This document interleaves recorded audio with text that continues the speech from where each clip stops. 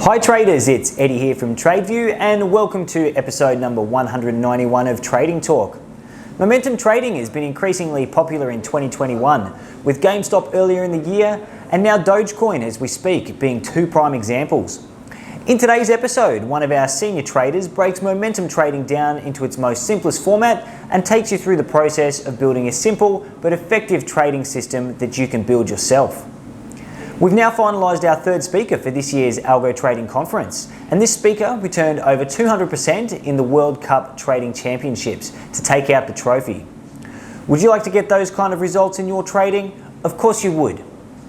We love having these World Trading Champions on board at our Algo conferences, as they don't just talk the talk, they walk the walk, with real verified results trading real money.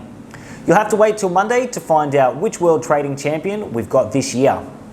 See how he got his championship winning results? By getting yourself a ticket to this year's Algo Trading Conference, where you'll also get to see ex-Bloomberg Head of Technical Analysis Trevor Neal and well-respected pioneer of algo trading Perry Kaufman.